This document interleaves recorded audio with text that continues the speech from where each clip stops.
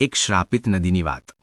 મિત્રો, સોરઠ સ્ટોરીઝમાં આજે હું પહોંચી ગયો છું એક એવી જગ્યાએ જેનું ઐતિહાસિક મહત્વ છે, પણ અહીંયા એક એવી નદી છે જે શ્રાપિત છે।